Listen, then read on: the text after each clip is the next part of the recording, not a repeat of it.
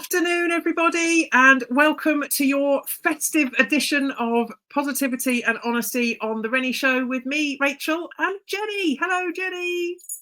Good afternoon on this fabulous, the last Thursday before Christmas. There you go. If that doesn't set your pulse racing, I don't know what will. Either in a good way or a completely panic-ridden way. Yeah, how ready are all of you at home, folks? Because Jenny and I have just been discussing. We're not ready. Some of us are more ready than others, but we're not ready. So yeah, that might be touched upon. Who knows in what we talk about today? Because as usual, the questions will be a complete surprise to each other at the time of asking. However, today's episode is themed around festive faux pas. So, you know, things that could go a bit wrong and often do, and maybe dispelling a few Christmas myths, you know, faux pas myths along the way as well, about kind of good and bad things to do. So let's dive right in. And can I just say, actually, before we dive right in, I'm loving the fact that we're both nicely red and Christmas themed.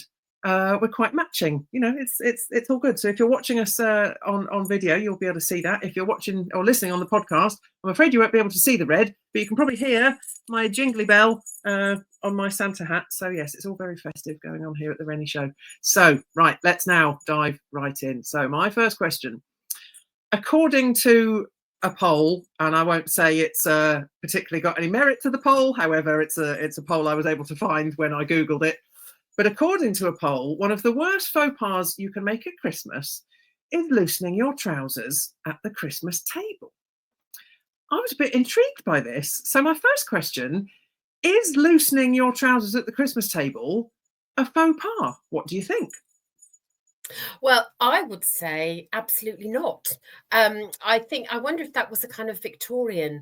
I have recently bought a book about the history of agony aunts, because as you know, Okay.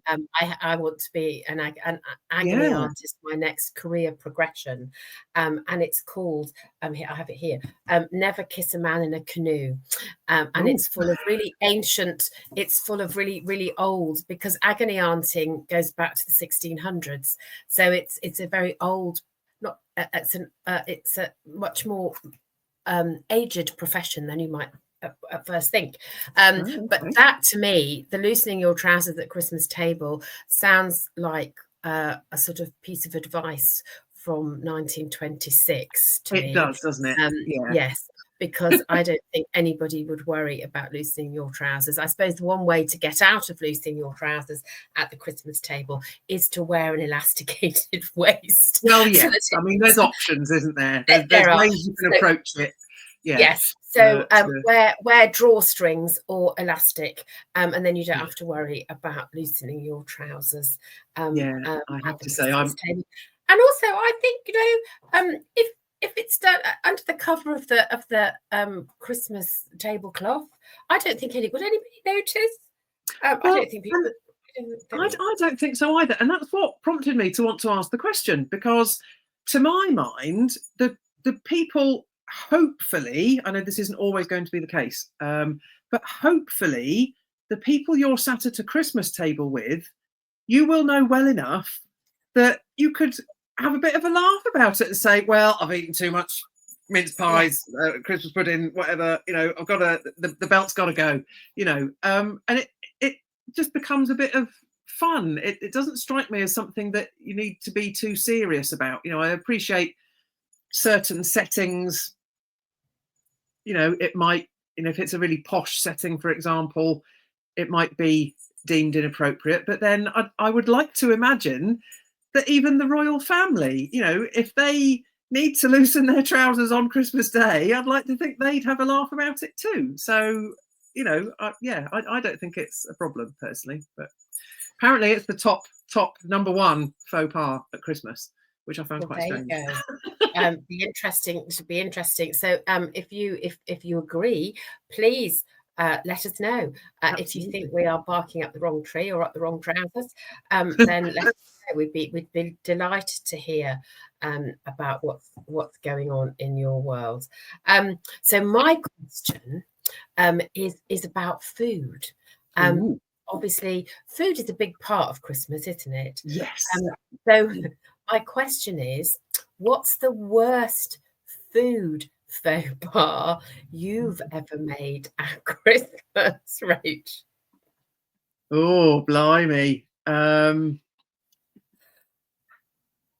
a really good question.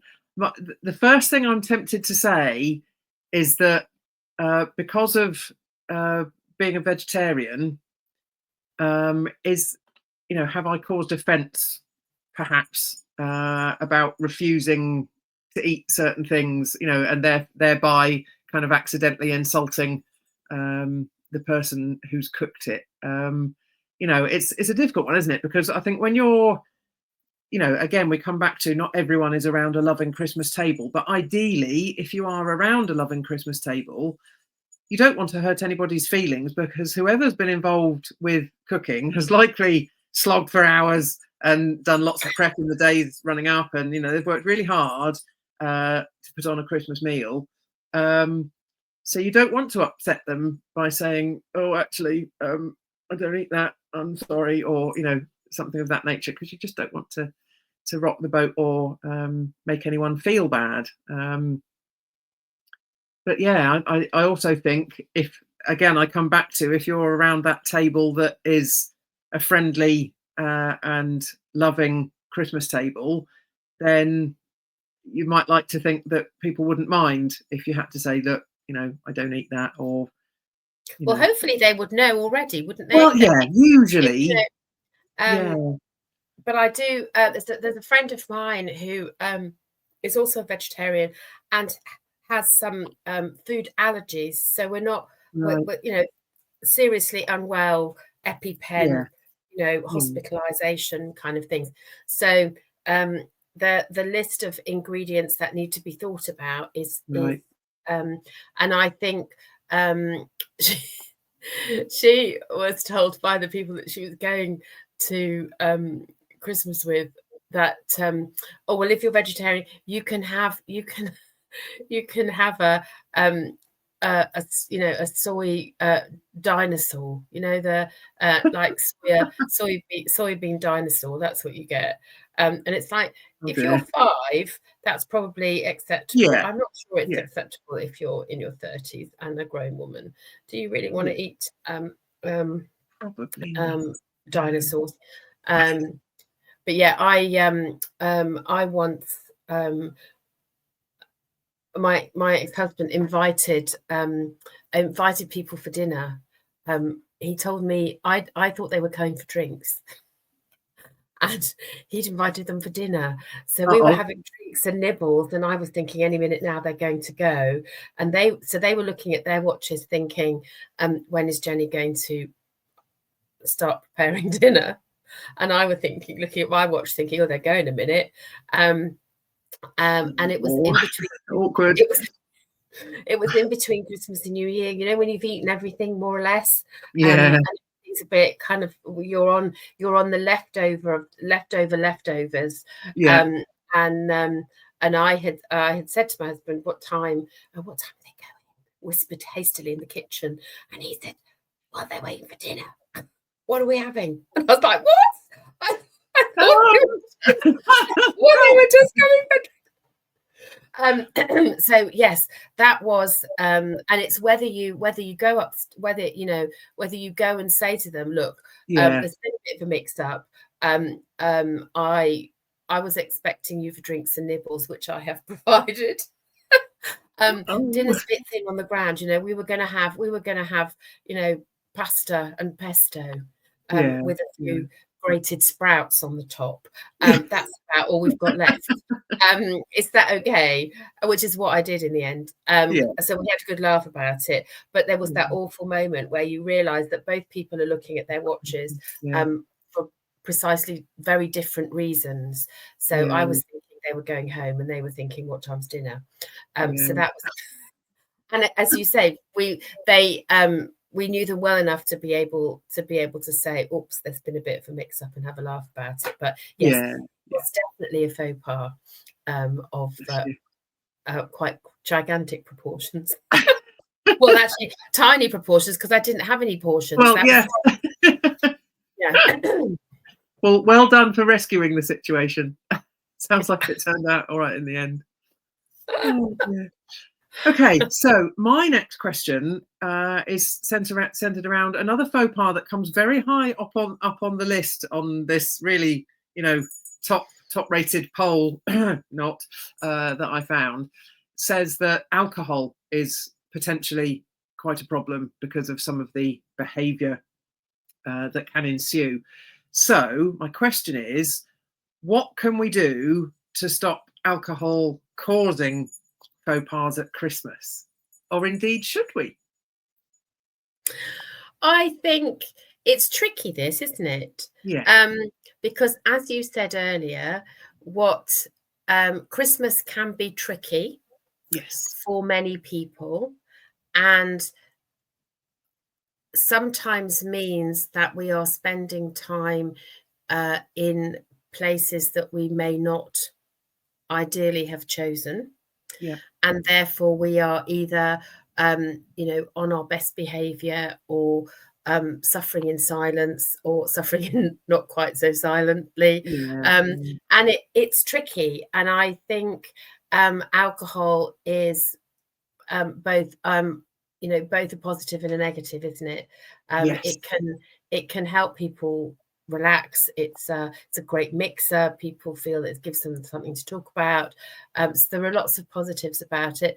I think, as ever, it's about knowing your limits, isn't it? Knowing your limits, and knowing because what in vino veritas. Yeah. That famous. When a lot of alcohol is flowing, then sometimes the temptation to speak your mind rather more forcefully than you might otherwise do, or to let things out that you've maybe kept inside for a reason, is tempting. So I think it is that thing about being mindful, isn't it? And it's not our job, it's not our intention to preach or to do that with anybody. That's not the purpose of this. But it's just about recognizing that if you are in a tricky situation, and I have certainly been in that situation in my time, then alcohol can make a tricky situation worse if you're not careful. Yeah, absolutely. And I think we also have to consider the fact that some people don't drink. And, the fact that alcohol is so, inverted commas, socially acceptable, I think the faux pas that springs to mind for me is people criticising those that are choosing not to drink, which can be really, really damaging and hard. Some people, they might be recovering alcoholics. It might just be that they've chosen to go teetotal because something's happened in their life and they just, don't want alcohol anymore. For some people, it's that it doesn't agree with them anymore. So they choose to say, right, well, I don't want to be poorly because it makes my tummy upset, so I'm not going to drink anymore. And I think there's quite often, when people don't understand why someone else isn't drinking, it leads to festive faux pas of those questions of why. Well, first off, that's actually none of your business. I don't want to drink, thank you very much. That should be all that's required. If I'm having a drink, you don't ask me why I want to drink. You just provide a drink. So if I don't want one, why does it have to be followed by questions? And I think that's something that people do get wrong, because if they're happy to be drinking at Christmas, they assume everyone else is going to be, and that's not always the case, and that can lead to some maybe slightly disrespectful behavior towards other people. So I think that's definitely if it makes you feel makes the other person feel uncomfortable because they feel that they have to justify their choices, and actually nobody should have to justify their choices. People are absolutely at liberty to choose whether they have an alcoholic drink or a non-alcoholic drink. And I think what's been really good is the rise of non-alcoholic you know, Yeah. gins and things, so that people, and beers, so that people can have a beer and not have alcohol. I think they've got much better, haven't they, in the past? So Yeah. rather than in the past. So there are non-alcoholic choices available, if you want to have a beer or a lager or whatever. And And I do. that's the thing, yeah. Sorry, go Something on. for everyone. And I do think we have to be mindful of, and again, it's that, you know, drinking and driving. I Yeah. know that it's easy for me, and again, it's a choice.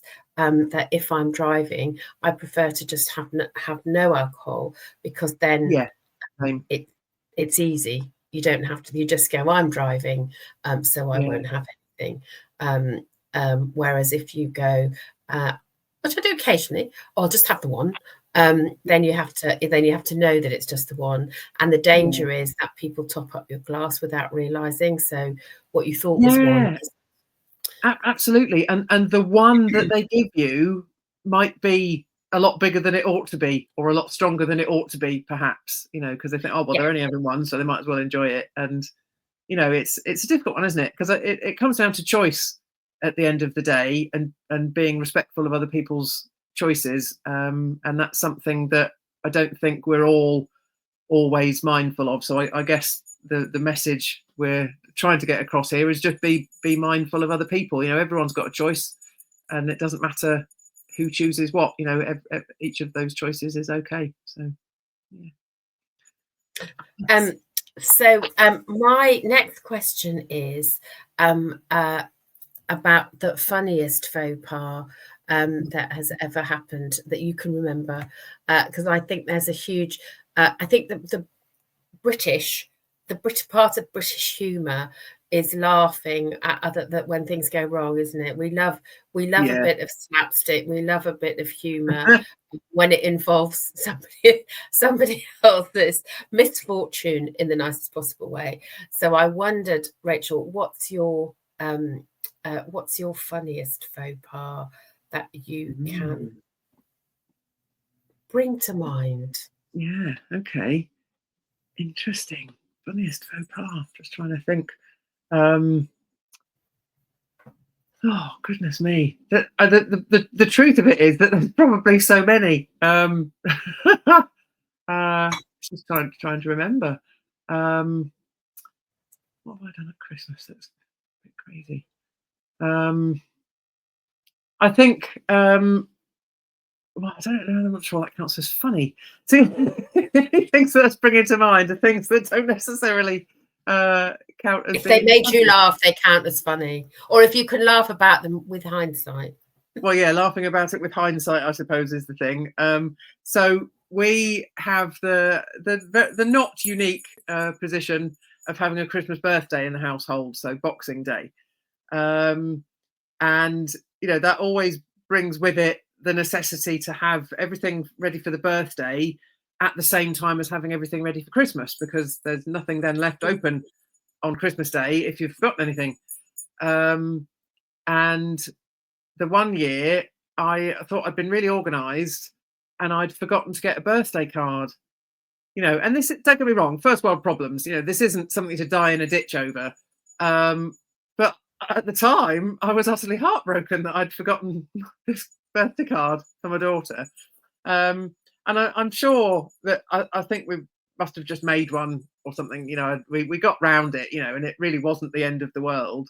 And I suppose we laugh about it now because it's, you know, Christmas can be quite a stressful time anyway, and we've got this, and the same for, you know, I've got friends who have got a Christmas Day birthday in their household, you know, and the pressure for people who have got birthdays right around Christmas to deal with all of that as well as all the Christmas stuff.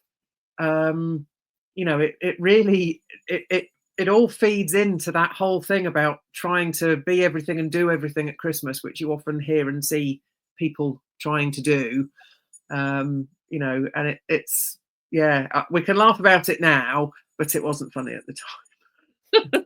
but I do laugh about it now because it's just, you know, it doesn't matter at the end of the day. You know, the celebration of the birthday was what mattered, not whether there was a card or not. You know, so and you didn't just send a Christmas card that had Christmas crossed out and birthday written instead. No, I don't think we did that. Although that does remind me that could, I'm sure that in terms of Christmas faux pas, that I've sent cards with one person's name on the envelope and someone else's name on the inside. So when you then are told what you've done, that you do feel a bit silly. Yeah. So what about for you, Jenny? Oh, there's a few. I think again, one of the, it wasn't funny at the time, but it was kind of, because it's like a comedy sketch. So so the year before the year that the thing happened, I had found this recipe for the perfect turkey, and I had I had done this turkey, and it was absolutely fabulous. My parents were abroad, and there was only us. That Philip was tiny, so he was like 6 months old. So we had this magical, beautiful turkey, and you know, only could take photographs to tell people how fabulous it was. So I then decided to repeat the process the following year, when I had a whole load of people coming for Christmas lunch. I was doing lunch for like 12 people, and I followed what I thought was the recipe to the letter, as always. Got up at 4 o'clock in the morning to baste it and put it in the oven, and then everybody was sitting in the lounge having, you know, pre-lunch drinks, and I went into the kitchen to get the turkey out of the oven for it to rest, and I remember opening the oven and taking the foil off the top, and instead of this instead of this beautifully golden turkey, there was this black shriveled sparrow. I mean, it was completely cremated. And I'm thinking, and it was so awful that I just started to laugh. And then I had to go into the sitting room and kind of hiss to my mum and say, could I borrow you the kitchen for a second, please? And so she came into the kitchen, and I went, look, and she honestly, she absolutely laughed her socks off. It took about 10 minutes to stop laughing. She's like, look at the state of that. And I was like, no, it's not funny. And she's like, it is, it's hilarious. My dad then had to come into the kitchen as well. It was quite a small kitchen.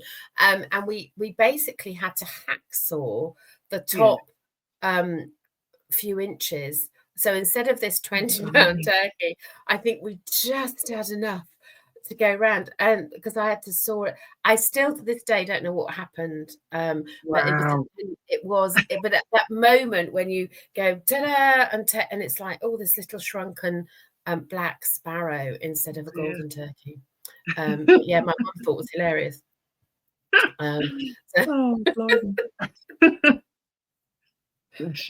Well, thank goodness there was still just about enough to go round. Yes, well, otherwise we'd have just had a vegetarian Christmas, because we'd have had enforced vegetarian Christmas. One pig in a blanket and one force ball, you know, meatball thing, stuffing ball. That would have been it. Oh dear, love it. Okay, so my final question for you, Jenny, is a slightly more serious question, I suppose. Going back to the fact that obviously this is potentially a very difficult time of year for people who have lost someone dear, might be the first Christmas without them. And I think there are a lot of, you know, when people are grieving, there are a lot of doubts or myths or, you know, worries about doing the right or the wrong thing to sort of help or hinder that person. So my question is, how can we celebrate those missing from our Christmas table without committing a faux pas and upsetting someone? I think the first thing to say is your intention. So lots of people are worried about bringing that person's name up because it's hard. So I think the first thing is to accept that it's hard, and I don't think it gets any easier. I think the No. firsts are particularly hard, but I don't think it gets any easier. So I think that honest acknowledging that it is hard is kind, and it's that kind and compassionate, isn't it? And if somebody wobbles, then you have tissues at the ready. Yeah. And I was in Waitrose this morning, and look, it was if look, Kleenex, other.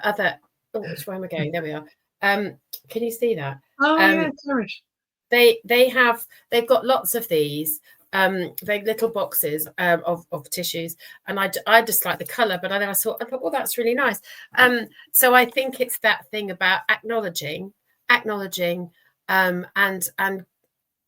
taking your lead from the people who are around you.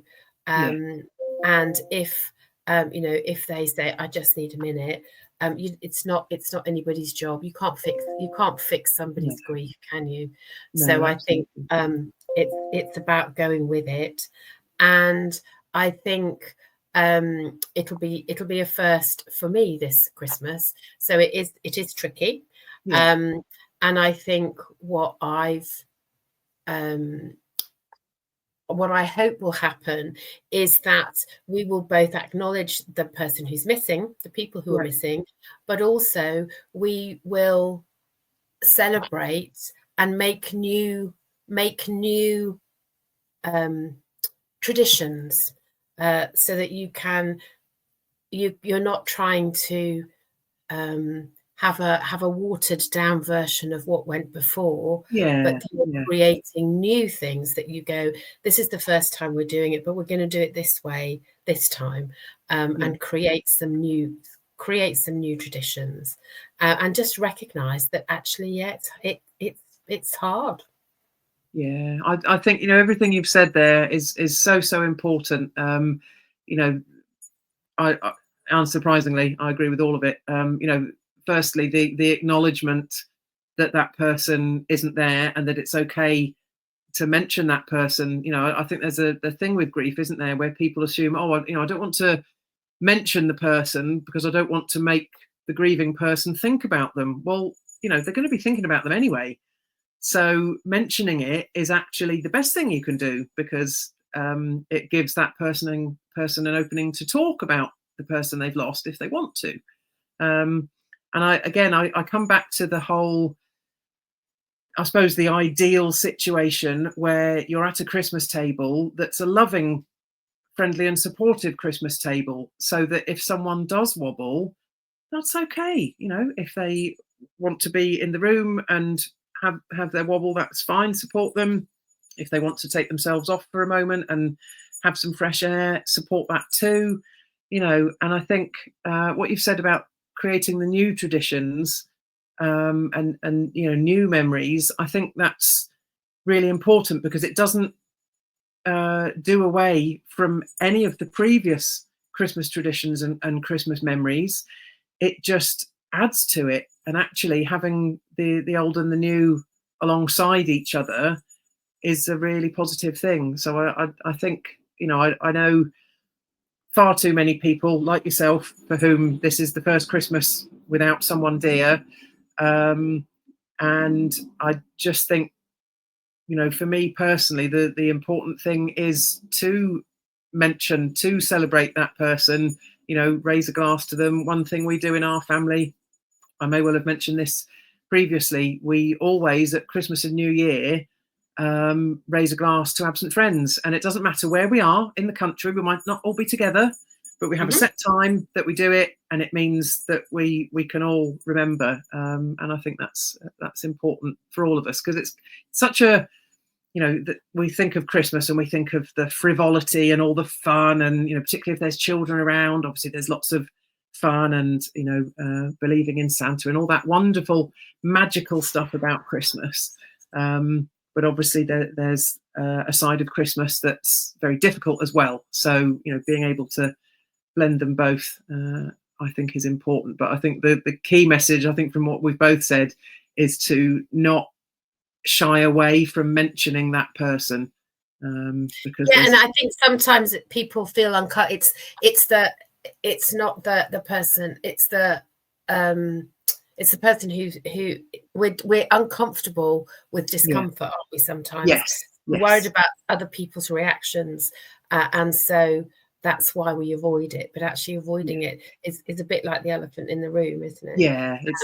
So I think recognizing that you don't have to fix anything, you don't have to do anything other than be, is a really good start. Yes, definitely. I'm with you on that one. Definitely. Okay, so what's your final question for me? My last question is, what would be your top 2 tips? That's quite hard to say, top 2 tips. Top 2 tips. For avoiding faux pas at Christmas. Oh dear. Okay. Well, bearing in mind some of the things we've spoken about already, I'd say the first top tip has to be communication.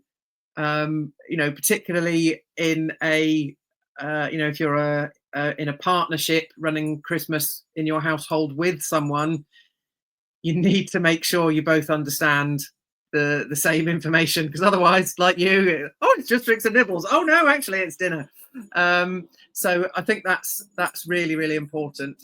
And I think one of the other things for me that's just really, really important during the whole festive season is to not put so much pressure on yourself. Excuse me. I think, this time of year, there is so much self-induced pressure for everything to be perfect and for the kids to have all the latest gadgets and gizmos in under the Christmas tree. And, we can put so much pressure on ourselves, and and I do it too, and I've been there, and I'm sure you have too. But if you take away some of that pressure and just say, well, actually, rather than having so much on my plate that things start falling off because I can't possibly remember it all, how about we strip the plate down a little bit and say, okay, which bits are actually really important, which bits matter, which bits don't really matter, and you know what, let's leave some of the stuff that doesn't matter, because if it doesn't happen, it really doesn't matter. The importance of Christmas for me is being with family and the fun that you have, and particularly when there are children involved, watching the delight on their faces when they open their presents. So yeah, I think reducing the self-induced pressure would be a great top tip to avoid things going a bit wrong at Christmas. So how about you, Jenny? I think mine funny enough, not dissimilar. I would say about managing expectations. So recognizing that we all have different personalities, and one man's wonderful is another person's hideous. So bearing in mind that it's like meeting people halfway, isn't it? So meeting people halfway, managing expectations and saying, this is what I can do, this is what I can't do, and if you said you're going to do something, then do it with joy, and that's that. So I think managing expectations, and I think the other thing that sometimes goes amiss, and maybe we think it but we don't say it, is a bit of appreciation. So that thing about when somebody has done something, appreciating who's done all the cooking or who's done all just appreciating that the logistics of bringing people together and everybody's doing and accepting that everybody's doing the best that they can in that moment, and one person's best might not be the same as somebody else's best, but we're all doing our best. So that kind of a bit of appreciation for the fact that we're all doing the best that we can, and appreciating and acknowledging that, and remembering to say it out loud what you appreciate. Absolutely. It's one of the things I love about Thanksgiving in the States is that thing about then you have the turkey dinner and all of that. There's no presents, which is lovely, but there is the present is about being grateful for the people who are around your table. And I think sometimes, again, going back to, you know, the last question, being grateful for the people who are in your life that are present on the day is really, really important, and being, you know, appreciating them is fabulous. Definitely. I couldn't agree more. Fantastic. And hopefully that's there's been some bits and bobs in there for you all that might be useful across this festive season. You know, remember to acknowledge what might be going on for people, and remember to be kind to yourself as well, and also to, you know, show appreciation for all the wonderful things that people tend to do for each other at this time of year. So hopefully that's been useful. This is our last show for 2024. Oh my goodness, how on earth has that come around so quick? We will be back on the 8th of January with our New Year special. And then we've got a whole raft of very exciting guests lined up for you in the first few months of next year. So keep your eye out for that. But in the meantime, all that really remains is to thank you for listening. Thank you for your support and your time in listening this year. And to wish you all a very merry, safe and peaceful Christmas. And if you don't celebrate Christmas, just hope that you have still a nice, safe and peaceful time this festive season. Jenny, over to you. Just, I won't say it again because you said it so beautifully. Just be inspired, be brilliant, and have whatever you're doing and whoever you're doing it with. Or if you're celebrating alone, hopefully that's by choice. And there are lots of people who will also reach out if you are alone and you want some company. I know of a few, definitely a few agencies and fabulous people who are around. So if you are feeling alone and you need some extra support, then please do reach out. There are lots of people who will help you feel less alone. So thank you for listening. Thank you for being part of our world, and we look forward to more inspiration and brilliance on the other side. Fantastic. Here's to a great 2025. Right, ta-ta for now, folks. Take care. Bye-bye.